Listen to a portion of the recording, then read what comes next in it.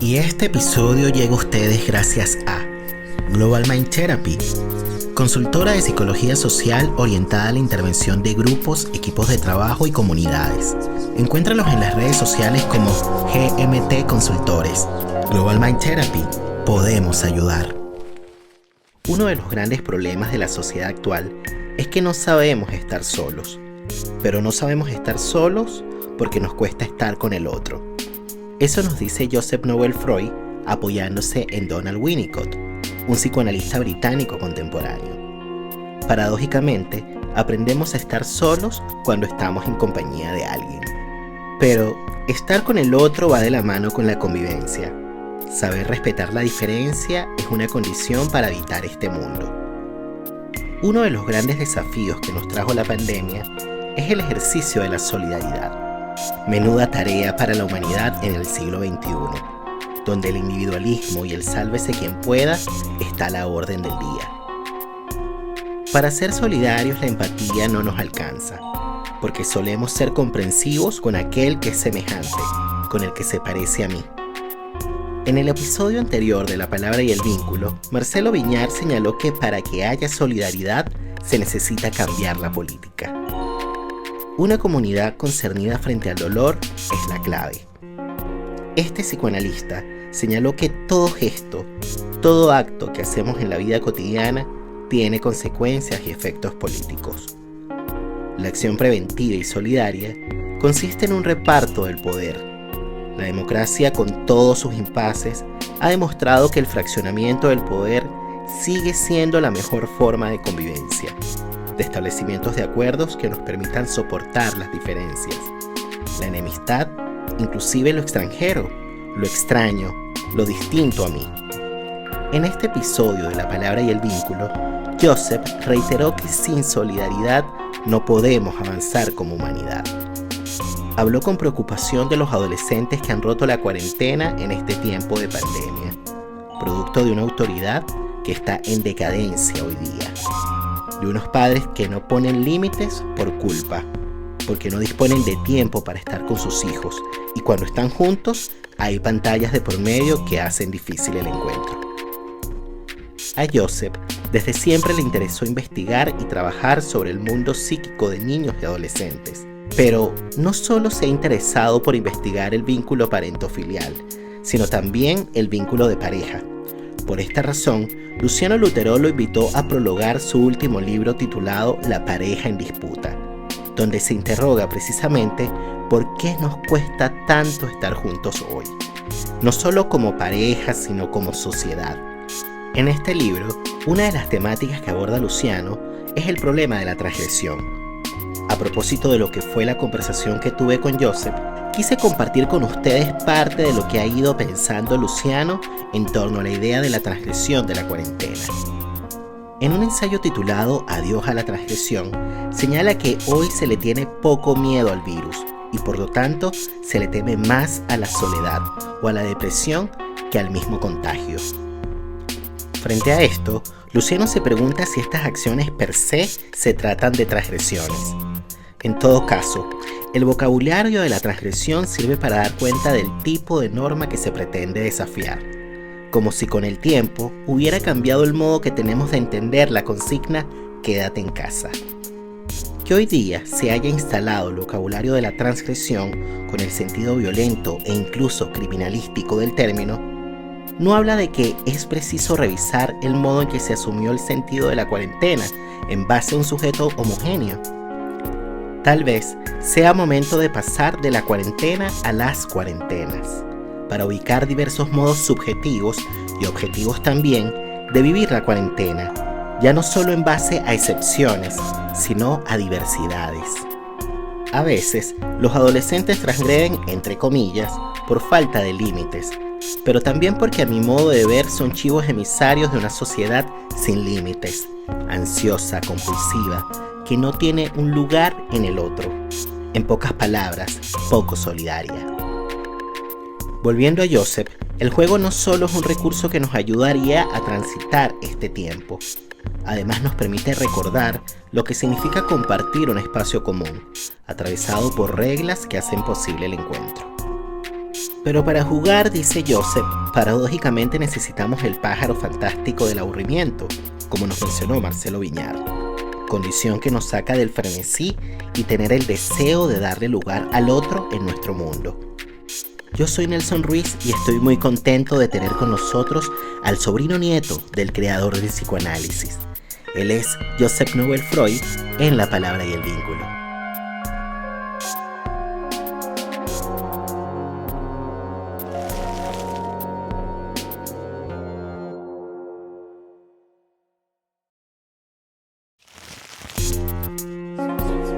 La palabra para traer recuerdo, la palabra para nombrar el sufrimiento, la palabra para encontrar socorro, la palabra para compartir las emociones, la palabra para denunciar el abuso, la palabra para reconocernos, la palabra para nombrar el amor y hacerlo efectivo en el vínculo.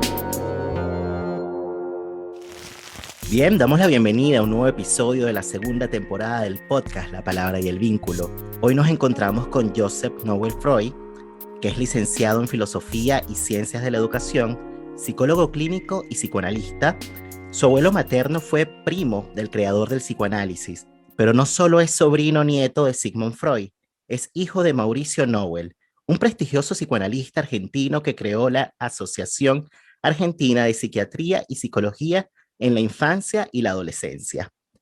Desde siempre le interesó investigar y trabajar sobre el mundo psíquico de niños y adolescentes, lo que lo llevó a fundar, junto a otros colegas y maestros, la Escuela de Clínica Psicoanalítica con Niños y Adolescentes de Barcelona, España, donde da clases y supervisiones de casos desde hace más de 20 años. Ha publicado varios libros. Mi hijo es un adolescente, El reto de ser padre, Atrapado en el espejo, la novela familiar del niño, entre otros. Yo te doy la bienvenida, Joseph. ¿Cómo estás? Bienvenido al podcast La Palabra y el Vínculo. ¿Qué tal? Muchas gracias por invitarme. Estoy bien, muy bien. Te agradezco muchísimo que estés acá, que hayas abierto una ventana de tu tiempo para participar en este podcast.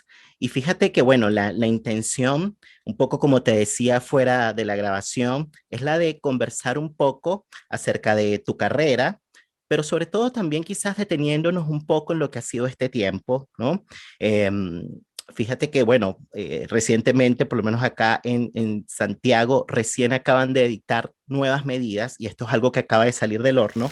El tiempo de pandemia se ha extendido, muchos psicoanalistas dicen que es un presente dilatado y eso, por supuesto, genera efectos concretos, materiales, pero también efectos subjetivos, ¿no? Yo te quería preguntar primero por ti, para luego pasar a escuchar un poquito tu mirada acerca de lo que ha significado esto para las familias, ¿no? Y más específicamente para los niños, ¿no? ¿Cómo ha sido para ti este tiempo, Joseph? Bueno, no soy un ejemplo porque la verdad que cuando tuvimos que recluirnos en lo que para nosotros fue una primera fase de estar 3 meses seguidos en casa, eh, claro, yo me volqué 100% a mi trabajo, es decir, yo tengo muchísimos pacientes, niños, adolescentes, adultos y psicólogos en formación y pues lo que me dediqué es a inmediatamente por medio de cualquier medio telemático, ya sea Skype, Zoom, bueno, sin hacer propaganda de las distintas empresas, pues a atender pacientes, a atenderlos porque la gente está, cuando se tiene que encerrar, se puede poner muy angustiada. Hay de todo, pero se puede poner muy angustiada. Yo en realidad me volqué a mi trabajo. Tal vez más que nunca. Me he cansado mucho porque trabajar online, estar todo el tiempo pendiente de la mirada, de la imagen, pues es cansador, es mucho más cansador. No he dejado en ningún momento de dar clases, todos los alumnos pasaron a dar clases online, lo cual seguimos dando clases online. Yo creo que ahora la Escuela de Clínica Psicoanalítica con Niños de Barcelona seguirá funcionando para todo el mundo online, o sea que se puede escribir gente de España, pero también gente de Argentina, de Chile, de Ecuador, tenemos incluso en estos momentos. Y pues personalmente es un tiempo de reclusión, pero yo creo que también es bueno destacar que frente a esos discursos de que no nos encierran por capricho, nos encerramos para cuidarnos los unos a los otros. O sea que también es un tipo de solidaridad, es un tiempo de total solidaridad. Me siento más solidario que nunca encerrándome, porque estoy cuidándome no solamente a mí, sino a mis vecinos, a los ciudadanos que habitan en mi ciudad. O sea que no hay que tomarse toda esta cuestión del encierro en la pandemia como un discurso medio paranoico de no puedo salir. No puedo salir para no contagiar, y para no contagiarme, y para no propagar un virus que es universal, para lo cual en esto he charlado mucho con Recalcati, que supongo que lo conoces, y él tiene un artículo en donde dice, sin esta solidaridad no podremos funcionar, hay que saber cuidarnos los unos a los otros. Y esta pandemia nos está enseñando esto. Es un acto solidario quedarse en casa. Es un acto Y es solidario. un acto totalmente solidario, y lo veo con adolescentes más psicopáticos, que entonces se escapan y se van a hacer sus fiestas con alcohol, en lugares públicos. Esto pasa en Barcelona, pasa en Santiago, pasa en Madrid y pasa en México y también pasa en Nueva York. Es decir, es universal. Los adolescentes psicopáticos se escapan, no se cuidan y pues cantan y beben y fuman de un mismo cigarrillo, para lo cual pues están mucho más expuestos al contagio y mucho menos solidarios. Pero insisto que hay de todo. Pero quiero poner el acento en el hecho de que encerrarse también es un acto de solidaridad. Ahora, Joseph, fíjate que, bueno, el tema de la solidaridad, bueno, por supuesto sonado con bastante fuerza en esta época a propósito, pues, de lo que estamos viviendo, ¿no? Así como se ha hablado de encierro, por otro lado aparece ese significante, solidaridad. También se ha hablado mucho de la idea de la interdependencia, por ejemplo, no sé si por allá ha sonado mucho, pero por acá se ha hablado mucho de eso, entendiendo la interdependencia también como, bueno, como un gesto político, ¿no? Entendiendo que de alguna manera todos dependemos de los otros, ¿no? Y que la posibilidad de que podamos salir adelante de esto va a depender de lo que podamos hacer a nivel del lazo social o desde los vínculos, en fin. Pero para que haya solidaridad, pienso que se tienen que dar ciertas condiciones, ¿no? La solidaridad no basta con ser declarada. Lo mismo la interdependencia. Yo puedo hacer algo quizás declarativo y decir que soy pro interdependencia y a lo mejor en la práctica eso no sucede, ¿no? Entonces, ¿cuáles son las condiciones para que se dé la solidaridad? Porque, por ejemplo, cuando hablabas de esto de los adolescentes psicopáticos, también podríamos quizás darle otra mirada, más allá de que efectivamente, porque esto es muy real, si sales y te reúnes en un espacio con muchas personas, transgrediendo pues las normas, las leyes, en fin, obviamente estás de alguna forma propiciando, ¿no? ciertos contagios o cuestiones que por supuesto esperamos que no sucedan, pero podríamos también entender quizás o darle una lectura a eso como si fuesen de alguna manera una especie de chivo emisario de la sociedad, ¿no? Entender quizás a estos adolescentes que transgreden las normas, ¿no? Como si se quiere como una especie de portavoces o representantes de algo de lo social, ¿no? ¿En qué No, medida en quizás? absoluto. Los adolescentes que se escapan están representando un problema que tienen en la constitución de su psiquismo, y tal vez es un efecto de la constitución de ciertos adolescentes de hoy en día, en donde lo que falla es la figura paterna. Y al no haber una figura paterna, entonces no hay nadie que los regule.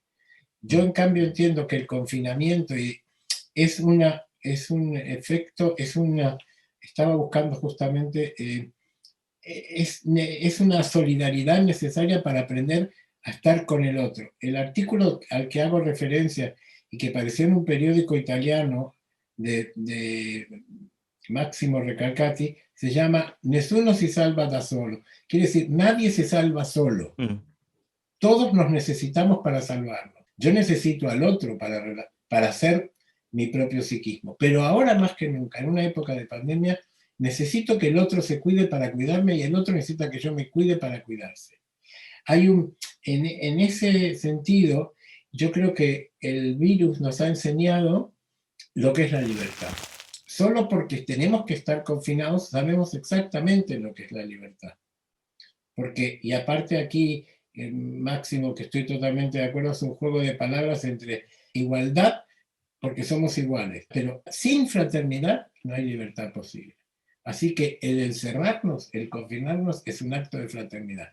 Yo no veo en ningún momento que sea parte de un discurso social, a no ser que sea una parte enferma de la sociedad, estos adolescentes que aquí se dice se hacen botellón, o que se encuentran en la playa y se juntan de a 50, de a 100, de a 200, o estas fiestas secretas, o incluso el negacionismo frente al virus y todo esto. A mí me parece algo importantísimo, esta lección que nos está dando el COVID. Salvarnos todos juntos, porque si no nos salvamos todos juntos, no vamos a hacer nada. Volviendo a esto que te preguntaba antes, ¿de qué depende un ejercicio solidario? Depende de cómo estamos respecto a los demás, ¿no? Respecto a qué sociedad queremos. Si promovemos una sociedad solidaria, vamos a intentar justamente que nuestros vecinos y nosotros mismos defender, incluso con nuestros pacientes, esa sensación de confinarnos para ayudar a los otros. Mm. Ahora, bueno, quizás pensando en uno de tus libros, El reto de ser padre, ¿no? Que ahora se llama, este ya no se reeditó, así se reeditó como Ideas para padres en apuros. Así se llama el libro ahora. Claro, Ideas para padres en apuros. Y Está bueno, editado por Geriza, está recién, bueno, salió cuando empezó la pandemia aquí, se iban a hacer un montón de presentaciones que terminaron sin hacerse, pero está en la calle el libro con ese nombre. enlazando, bueno, no he revisado, no he leído este libro, pero quería preguntarte por ese libro y si pudiésemos relacionarlo un poco con esto que mencionabas antes, ¿no? Que decías que estos adolescentes psicopáticos de alguna manera son efecto, ¿no? De unos padres que no han puesto límites, ¿no? Si pudiésemos pensar un poquito o desarrollar un poquito esta idea y articularlo un poco con este libro que presentaste, ¿no? Que publicaste. Bueno, en el libro en general yo hablo de situaciones en todos mis libros, pero en este en concreto, en Ideas para Padres en Apuros, hablo de cómo están en distintas situaciones los niños de hoy que en realidad están siendo cuidados por padres demasiado adolescentes, aunque tengan 40 años, pero están en una posición adolescente, en donde no tienen autoridad. Para lo cual, imagínate, si tú eres un niño que tienes miedo y necesitas al otro, a tus padres, para que te cuiden, pero tus padres están en una posición adolescente y no te ponen límites, el miedo es feroz. El miedo ahora no es un miedo a la castración, como en el caso de Juanito, digamos, no es un miedo. La fobia no es una fobia neurótica a la manera de Freud de 1905.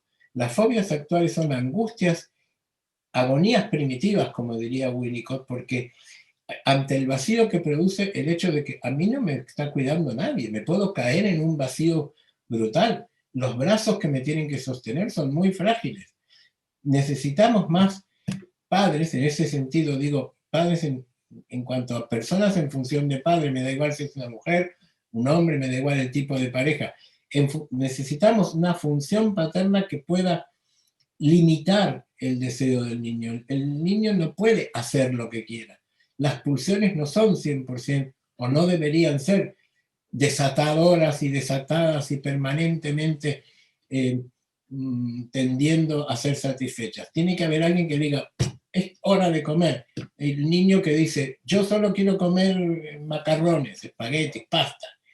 Y la madre que dice, no, hoy comes esto. Finalmente la madre, yo he atendido niños que todos los días comen lo que ellos quieren. Ellos eligen lo que van a comer. Entonces, ¿cómo no van a tener miedo si ellos son los adultos de la casa? Están siendo cuidados por una mamá que para colmo le pregunta al niño, ay, si no quieres esta verdura, pues no te preocupes, yo te hago un huevo frito. El niño le dice, no, hoy huevo frito no, hoy me haces tal cosa. Y la madre va y se lo hace. Luego viene la madre a la consulta y dice, le he hecho caso y estuve una semana poniéndole la verdura que yo quería comer. Y no la quiso comer. Pero me daba tanta pena que después le llevaba su yogurcito preferido a la cama. Pues señora, no me ha hecho caso, no me ha escuchado directamente. Se trata de que el niño coma lo que usted ha preparado para comer, no lo que su majestad el bebé, que sigue siendo su majestad el bebé. Hay una infancia demasiado prolongada en donde su majestad el bebé decide a qué hora se va a dormir, a qué hora toma la teta, qué teta toma, a qué hora se va a bañar. Hay una enorme falta de límites que genera una, pues por ejemplo esto, una imposibilidad ya una vez adolescentes de controlar los impulsos y decir, pues yo me voy. Un paciente me decía, yo sí, cuando tengo ganas de ver a mi pareja, me escapo de casa y me voy. Y me lo decía online. Yo le decía, estamos todos confinados. Finalmente se iba, se escapaba en tren y lograba que en el tren, claro, ¿quiénes se escapaban en tren? Otros psicópatas como él, lo terminaron robando, pegando. Él se exponía a eso, o sea que recibía su castigo, que nosotros ya sabemos cómo funciona el inconsciente. Se escapa del tren para ver a su novia, pero le terminan pegando unos como él, que se están escapando de la ley. Ni siquiera la policía estaba en el tren. ¿Por qué? Porque la policía estaba tratando de cuidar a la población. Insisto en que, volviendo al tema de cuidado con los padres que no ponen límites, porque estamos generando hijos que están ilimitados, y que si están ilimitados no saben ponerse un freno, ¿no? Es como si yo pudiera ir por la autopista a la velocidad que yo quiera, pues. Yo en realidad cuando voy por una autopista encuentro que dice máximo 120. Jamás se me ocurriría poner el coche a 140. ¿Y qué está pasando con los padres del siglo XXI que no están poniendo límites? Tienen culpa, tienen miedo de que sus hijos no lo quieran. Insisto, son muy adolescentes ellos mismos. No se han autorizado como padres. No se han dado la autorización de ser adultos. Se mantienen en una posición adolescente. No quieren crecer. Es una sociedad demasiado adolescente la que vivimos actualmente. Porque crecer también significa limitar y también significa frustrar al otro. Todo esto que hablábamos del confinamiento también tenemos que aprender a frustrarnos. Claro que todos querríamos abrazarnos, pero no podemos abrazarnos. Nos tenemos que limitar. Pues resulta que los papás, muchos papás de adolescentes te dicen, uy, usted dice que yo le tengo que poner una hora de vuelta. ¿Para qué? Yo no quiero generar ninguna pelea. Además, mi hijo va a hacer finalmente lo que quiera. Pues le digo, vuelve cuando quieras y ya está. Muy bien, señor. O sea que para evitar un conflicto, deja que su hijo adolescente haga lo que se le dé la real gana, ¿no? Por decirlo con palabras prontas aquí en España. Pues resulta que ese no tengo límites, mi papá ya ni siquiera me dice vuelve a tal hora, pues a lo mejor tampoco después tendré límite a la hora de probar el alcohol. ¿Y por qué voy a tomarme un vaso de cualquier bebida alcohólica si como no tengo límites también me puedo tomar 10? Ahora, pero quizás para preguntarte algo, no en la línea de justificar, sino para comprender ciertas cosas. Fíjate que este es un podcast que no necesariamente escuchan personas que están en el mundo, sí, no necesariamente está dirigido a psicólogos o psicoanalistas, es un podcast que puede escuchar público en general. Y podríamos de pronto quizás pensar en un poco las variables, por llamarlo de alguna manera, o los determinantes, los efectores o las condiciones que llevan a unos padres a mantenerse en esa posición adolescente. Pienso que existen distintos tipos de determinantes. Hay determinantes intrapsíquicos, ya lo sabemos, hay determinantes vinculares, ¿no? Y hay también determinantes contextuales, ¿no? Hay algo de la sociedad que también hace lo suyo, ¿no? Entonces, Exacto. Pensemos un poco cuáles son esos determinantes que de alguna manera explican, ¿no?, el hecho de que un padre se mantenga en esa posición un poco adolescente, que le dé culpa colocar límites y que luego de alguna manera se empiecen a generar estos procesos de subjetivación en unos niños que posteriormente, bueno, se vuelven de alguna manera sin límites, ¿no? Con un empuje hacia adelante, un poco describiendo lo que tú decías, ¿no? Claro que hay un correlato social. Vivimos en la sociedad de la inmediatez. Sí, esto ya lo decía, por más que es bueno que el público en general, aunque no sean psicólogos, sepan que Sigmund Freud habló de cosas tales como depende de la sociedad que vivamos, vamos a construir nuestro psiquismo. Hay una permeabilidad de nuestra mente respecto a la sociedad que vivimos. La figura paterna, la figura del padre que sabe, el padre idealizado, el padre que tiene, la verdad, aunque no la tenga, pero durante un ratito de nuestras vidas, es bueno que papá sea el mejor del mundo. Es bueno para nuestro psiquismo. Pero esa figura tan buena ha caído para siempre. ¿Por qué? Porque ahora, y además no solamente es el padre, sino sus representantes, los maestros. ¿Por qué? Porque ahora el saber está adentro de un teléfono móvil. Y resulta que a los niños de 8 años ya se les da un teléfono móvil o celular, como lo llaméis vosotros, para colmo, mal llamados teléfonos inteligentes, sin saber que el niño además ahí tiene a Google. Es decir, que ahora papá no tiene el saber. Si el niño quiere preguntar algo, se lo va a preguntar al teléfono. Ni siquiera necesita al maestro. Todas las figuras que podrían ocupar el lugar del saber las tiene el niño en la mano a partir de los datos. Es decir, es impresionante ver anécdotas que te puedo contar de la clínica cotidiana, que en qué sociedad vivimos y que le van a servir a los que oigan esto. A mí me consultan muchísimos padres, tanto de niños como de adolescentes, diciendo, ¿qué puedo hacer? Mi hijo no lee. Mi hijo no lee ni los libros que le recomiendan en la escuela. Ahora que están además todos confinados, tendrán que leer en casa. Pero dice el papá, mi hijo no lee. Yo le digo a ese papá, generalmente en las primeras entrevistas, qué problema, ¿no? Cuénteme cuál es la última novela que usted leyó. No, yo hace mucho que no leo. Yo solo leo en el iPad, en la tablet, leo las noticias de los periódicos o los informes de mi trabajo, o ya no leo. Bueno, hay un principio básico, que en psicoanálisis lo llamamos identificación, pero que se puede decir, los niños hacen aquello que ven. Si papá no lee, no pretendas que lea. Así que hay una situación bastante compleja que es, tú decías, ¿de dónde viene esta paternidad adolescente? Pues en que los padres no asumen las responsabilidades de un padre, que es, si quiero que mi hijo lea, que me vea leyendo. Si quiero que mi hijo sea solidario y que, por ejemplo, no sea machista, pues que me vea cocinando, que me vea compartiendo las tareas del hogar, que me vea limpiando la cocina, que, digamos, si no caemos en contradicciones muy burdas, si quieres, pero que son parte de la vida cotidiana de esos niños y de esos adolescentes. Los padres no se autorizan a ser padres porque el ser padre ha perdido vigencia. Ahora no es lo más importante. Ahora lo importante es, en la sociedad actual, lo importante es tener el último modelo de teléfono.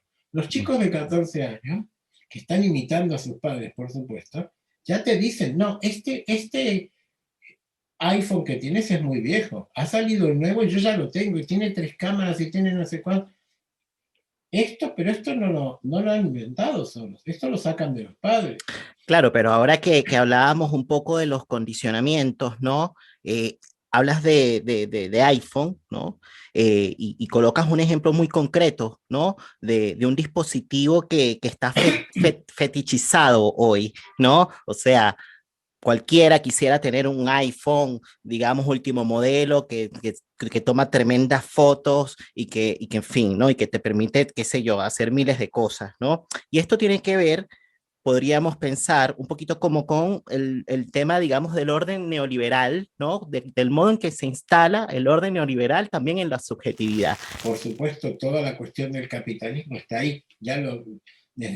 Desde siempre de psicoanálisis sabemos que la cuestión, caemos todos en un capitalismo brutal, pero ojo, la cuestión es cuando yo planteo, me da igual la marca, ya cuando no entro en la cuestión de la marca, Sí. A mí me llamaron de un programa en las navidades anteriores al confinamiento, antes de la Navidad, para decir, ¿cuál es la edad en la que es bueno regalarle un teléfono a celular? ¿Cómo lo llamáis en Chile? Sí, celular, igual. Celular.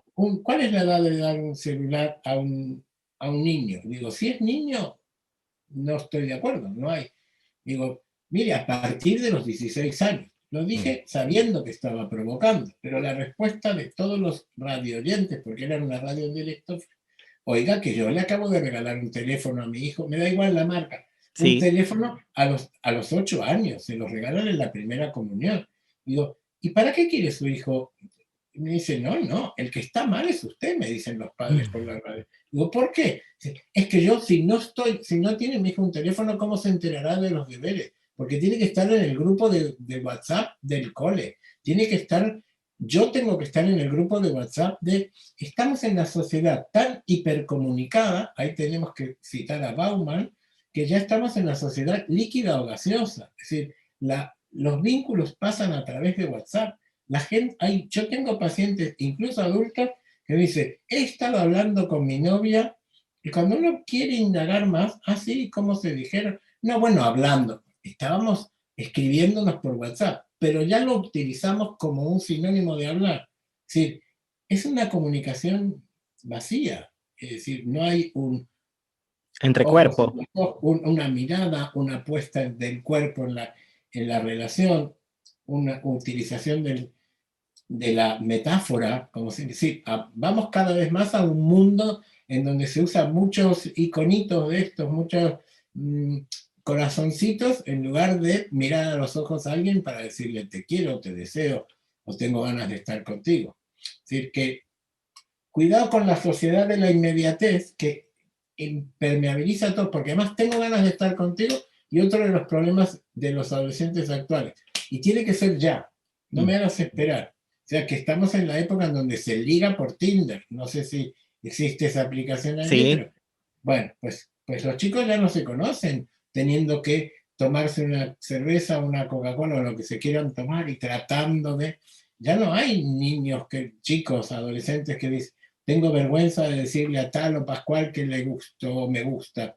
No, no, yo elijo desde mi habitación por Tinder, mi pareja, y si hago un match con quedo, y tengo relaciones sexuales y después me voy. Es decir, es todo muy líquido, todo esto lo describe Bauman en el amor líquido, ¿no? La sociedad en donde nada perdura, todo es descartable, por así decirlo. Ok, pero ahora pensando un poco, quizás haciéndonos una idea, y esto porque claro, esto pienso yo que como que hay que situarlo o contextualizarlo en relación, por ejemplo, a distintos tipos de asuntos que de pronto pueden condicionar fuertemente los estilos de vida de la gente.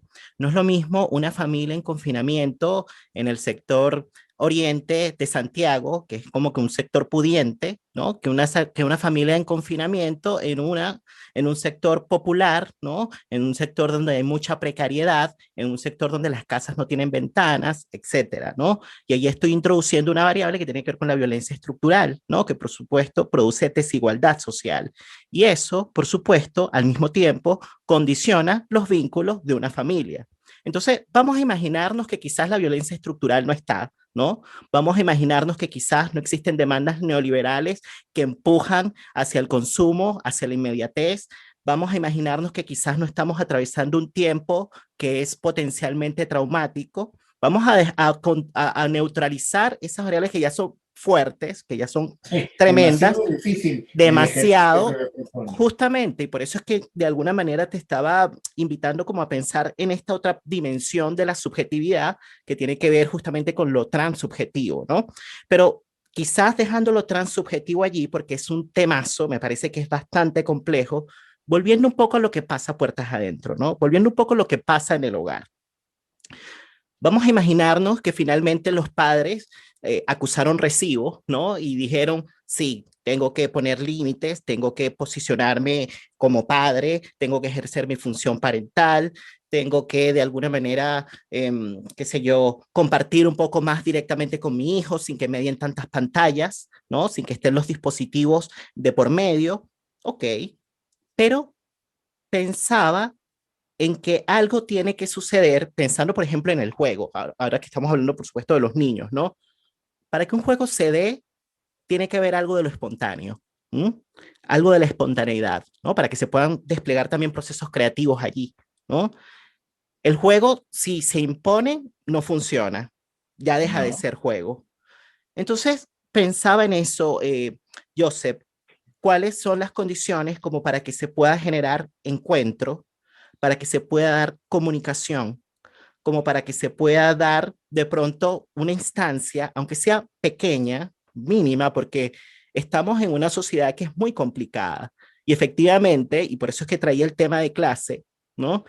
Bueno, hay personas en comunas, y bueno, un poco describiéndote lo que sucede acá en Santiago, ¿no? Que es un poco, digamos, donde me muevo y lo que conozco, ¿no? Pero por supuesto, ahí, como, digamos, así como sucede en Santiago, sucede en otras partes del mundo, que bueno, que no pueden quedarse en casa, que no pueden quedarse en casa, que no pueden guardar cuarentena y no por un asunto de que hay una psicopatía de por medio necesariamente, sino porque no hay manera, pues, ¿no? Porque no hay manera porque tienes que salir para poder comer el día siguiente, ¿no? Este es otro tema.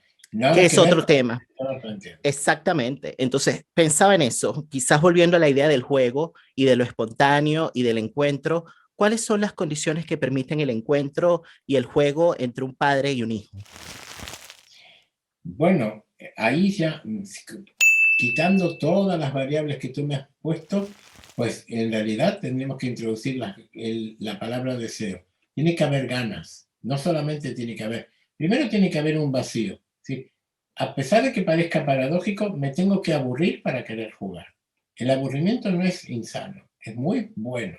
Los niños cuando se aburren, pues esto de quedarse mirando el techo, un niño es muy sano cuando en el techo empieza a ver, ah, mira, ahí puedo ver un hipopótamo, me parece que es una ballena, y si justo está papá, mamá, el hermano predispuesto a decir, va, jugamos el veo de toda la vida, ¿y qué ves tú allí? ¿Y qué cosa de color rojo? Es decir, si hay ganas de sacar algo, como decía Winnicott, de crear algo nuevo en el mundo, pues eso es el juego. Entonces, las condiciones que se tienen que dar es tener la sensación de que con el otro puedo crear algo en conjunto, como hace el niño cuando juega, que simplemente, solamente porque el otro le da un espacio de las figuras que puede haber, producir la luz en la pared, pues puede aparecer todo un juego de imaginación, de figuras, de contar cuentos, de acercarse los unos a los otros.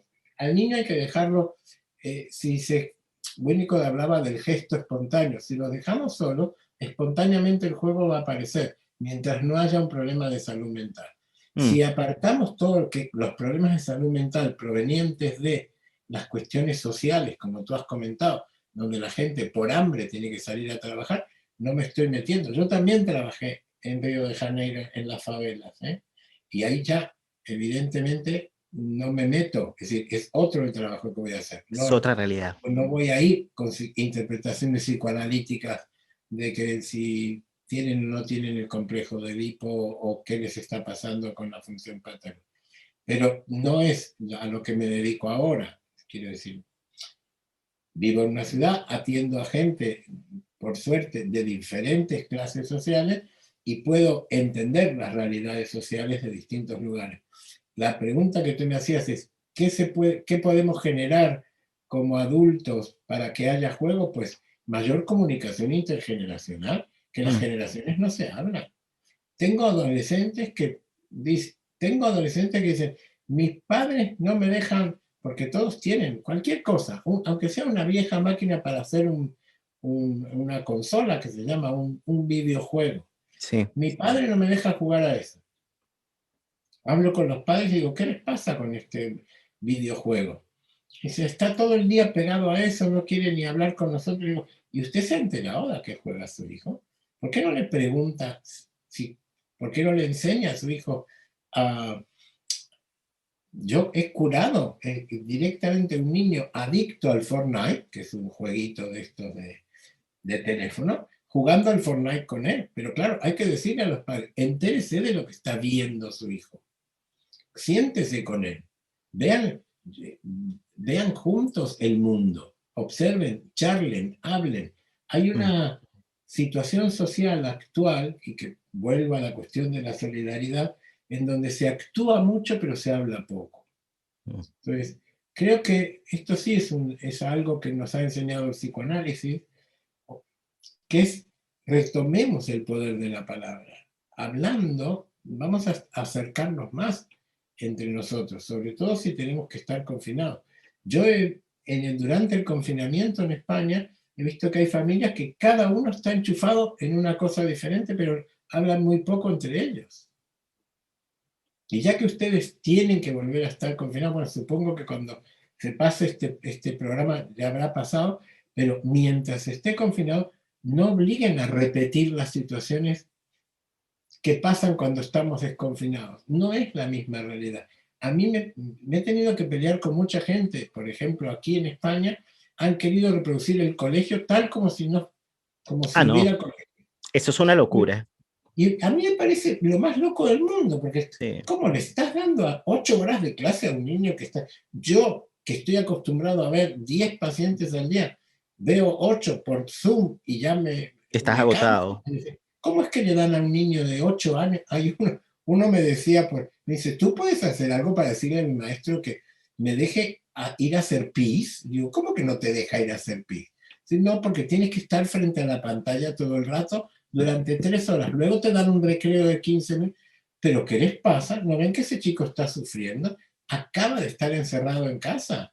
Que se siente a jugar a armar cosas con plastilina con la mamá. ¿Qué es esto de estar haciendo hacer los deberes a un chico? Que pierda el tiempo, que pinte, que haga cosas creativas, pero no que repita una situación pedagógica que de pedagógico no tiene nada.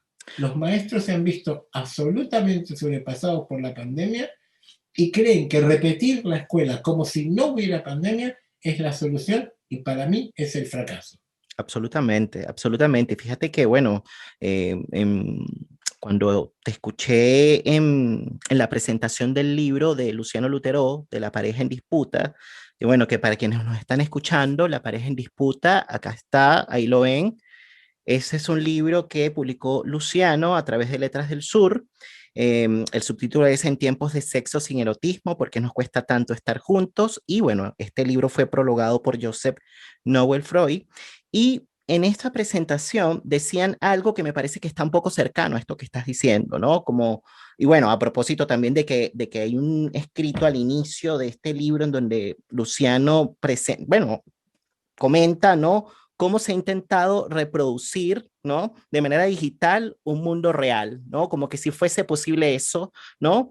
Y de alguna manera, bueno, también ustedes mencionaron algo que me parecía muy interesante, ¿no? Y que tiene que ver con que la cuarentena, bueno, más bien la pandemia, vino a extremar un estilo de vida. No es que la gente ya está, o sea, no es que la gente está ahorita encerrada en sus casas y metida solamente en su celular. Es que si eso está pasando es porque ya había de alguna manera un estilo de vida de ese tipo. O sea, ya la gente había estado aislada desde hace mucho rato y con la cuarentena esto se vino de alguna manera a visibilizar, se vino como que a ver con mayor crudeza, ¿no? Entonces, pensaba en algo que por ahí decías, ¿no? De en relación al tema de las condiciones para el juego, y es el tema de la comunicación, tú lo ponías en esos términos, ¿no? La comunicación, y podríamos quizás pensar en que hay algo del encuentro, ¿no? Que permite una afectación, ¿no? Que permite que se puedan generar, qué sé yo, procesos recíprocos de investidura libidinal, ¿no? Que el padre invista quizás a través de la mirada, ¿no? Al hijo y viceversa. Quizás el hijo le devuelve una palabra y eso le produce algo al padre o a la madre, ¿no? Entonces, estaba pensando muchísimo en eso, ¿no? En los procesos de investidura, ¿no? Que tienen que darse, investidura libidinal, como para que pueda de pronto quizás el cuerpo erotizarse un poco y quizás estar un poquito más presto, más disponible para un juego, ¿no? Ahora, a propósito de este libro, La pareja en disputa, y bueno, tiene más o menos relación con esto, porque claro, estamos aquí hablando del vínculo de pareja en ese libro, y aquí estamos hablando del vínculo parentofilial, pero quizás hay algo común acá, que es el tema de la soledad, ¿no? Bueno, a propósito de esta bajada, ¿por qué nos cuesta tanto estar juntos? Y tú por ahí mencionabas que a veces nos cuesta estar con el otro porque no sabemos estar solos, ¿no? Ahora, todo esto es un tema complejo, ¿no? Porque no es lo mismo estar solo, ¿no? Sintiéndose acompañado, que estar solo sintiéndose de alguna manera tal cual, en soledad, ¿no? Es una soledad sufriente que es distinta, ¿no? Quería preguntarte acerca de eso, ¿no? Ninguna Joseph, soledad es sufriente si aprendemos desde pequeños a estar solos, ¿eh? exactamente, y por ahí mencionabas a Winnicott, ¿no? ¿De qué Claro, depende? el único que es quien dijo, solo se aprende a estar solos en presencia de alguien. Exactamente. ¿De qué depende que aprendamos a estar solos, ¿no? Y que podamos también disfrutar de la soledad? Porque por ahí mencionabas, bueno, que el niño pueda de pronto quizás jugar a solas, ¿no? Pero para que un niño pueda estar jugando, para que un niño pueda jugar a solas, de pronto quizás tiene que tener internalizado algo, un objeto interno, que es la madre Tiene que que haber sabe. un adulto cerca que lo mire jugar. Exactamente. Entonces, hablemos un poquito acerca de eso, ¿no? ¿De qué depende que aprendamos a estar solos? Todos aprendemos a estar solos porque es la paradoja winnicottiana, es aprendemos a estar solos porque estamos solos siempre en presencia de alguien. Una madre suficientemente buena es aquella que puede dejar a su bebé en un cochecito, en un carrito, lo que fuere, porque ella tiene que leer, porque tiene que cocinar o porque tiene que hacer sus cosas. Pues el niño ya se entretendrá, no hace falta estar agobiando al otro. Entonces el niño aprenderá a que está solo, pero siempre hay un otro, realmente un adulto, que lo deja jugar solo y aprender a estar solo. Todos aprendemos a estar solos en presencia de alguien. Yo creo que tú hablabas de una soledad terrorífica. Yo creo que es más terrorífico ciertos estilos de paternidad, de relación padre-hijo, y de ahí aparece la violencia filioparental. Hay hijos que pegan a los padres y hay padres que pegan a los hijos, todavía en el siglo XXI. Si hay tanta violencia, quiere decir que nos tendríamos que plantear qué está ocurriendo con esa violencia que nuevamente no conoce límites y que entonces, ¿dónde le ponemos el freno? Pero bueno, yo creo que esto da para otro libro más. Aparte de la cuestión de la violencia filioparental, también está tratada en el libro Ideas para padres en apuro, cómo frenar situaciones violentas. Yo creo que tú has hablado de investidura libidinal y eso que me has pedido que no utilice terminología psicoanalítica y el que utiliza terminología psicoanalítica Soy eres yo. tú. Yo llevo 35 años como psicoanalista, no sé cuántos llevas tú, pero ya hablas de investidura libidinal. Pobres oyentes, me parece que no. Es decir, hay que, hay que tener ganas de decir, los hijos tienen que ser deseados, hay que tener ganas de ser padre. No, hay una cuestión que dirimimos a veces que es, ¿tenemos ganas de ser padres o tenemos ganas de tener hijos para tener gente a la que dominar? Porque entonces es otra paternidad. Y ahí estamos reproduciendo un conflicto social que se reproduce en pequeñito en la familia. ¿Dominamos o somos padres? Es decir, damos un sentido a la vida. Porque la función del padre es poder transmitirle a los hijos que la vida tiene sentido de ser vivida. Y con esto te dejo. Sí, y con esto yo me iba a despedir justamente, así que estamos sincronizados, Joseph. Yo te agradezco Súper muchísimo, sincronizado. así es, te agradezco muchísimo el espacio que abriste para conversar acá en el podcast de la palabra y el vínculo. Para despedirnos, una última pregunta que tiene que ver un poquito con quizás transmitir un mensaje a las familias, ¿no? Un mensaje a las familias en este tiempo. Hay que aprender a convivir, hay que hablar más, ¿no? Creo que es un mensaje que ya lo he dicho, y no hay que ser, en este tiempo, en tiempos de pandemia, en tiempos de confinamiento, hay que volver a la solidaridad, hay que tener más empatía, entender lo que le está pasando al otro, no imponer las cosas, sino hablarlas. Que no se malinterprete que cuando yo digo poner límites, no significa imponer cosas, sino hablar de las cosas. Saber pactar con el tiempo y con el otro es una forma de convivencia que se está perdiendo, porque como vuelvo a la cuestión que a mí me interesa mucho de esta inmediatez absoluta de la sociedad líquida en la que vivimos, nos lleva a tener muy poca paciencia. Y pues a lo mejor es lo que tenemos que adquirir, la capacidad de ser pacientes con todos. Tenemos que establecer un lazo que nos incluya el uno al otro. hay que tolerar, y hay que tolerar algo muy importante. Hay que tolerar que nuestros hijos y nuestros padres y nuestros amigos y nuestras parejas no somos nosotros mismos. No es un doble como si nos viéramos en el espejo, para lo cual no lo podemos manipular y manejar a nuestro gusto.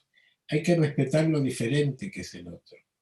Es decir, así como aprendemos a estar a solas porque otro nos acompaña, aprendemos a llevarnos bien con otro si aceptamos que el otro es diferente de él. Bien, él es Joseph Noel Freud y le damos las gracias por haber estado en este episodio de la segunda temporada del podcast La Palabra y el Vínculo. Nos estamos viendo de nuevo la próxima semana. Chao. Estamos frente al surgimiento de una nueva era. El mundo nos propone cambiar la manera de pensarlo. Aparecen nuevas palabras, otras maneras de nombrar lo que sucede. ¿Quién está exento de pérdidas en el mundo contemporáneo del coronavirus? No es lo mismo hablar de cicatrización del alma que hablar de elaboración en la cultura, en la historia. No hay amor sin escucha, no hay política sin amor. Necesitamos testigos para convertir las pérdidas en narración. Necesitamos hacer hablar los silencios del presente. Necesitamos escuchar las palabras que quedaron en el fondo de los corazones. Necesitamos politizar el malestar. Algo nuevo emerge del caos.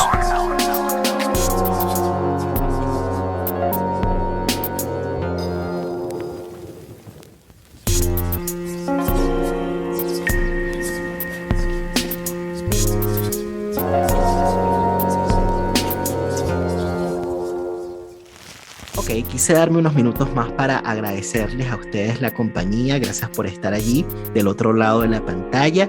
Recuerden que si les gustó este episodio, dale like, porque esas cosas como que ayudan en este mundo del YouTube.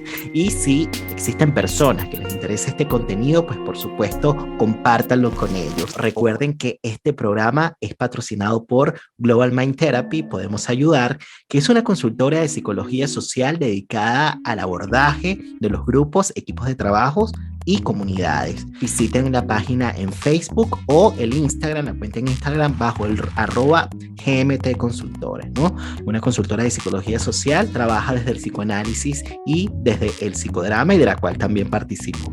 Ahora sí, nos estamos viendo entonces la próxima semana. Cuídense mucho y que estén bien. Chao.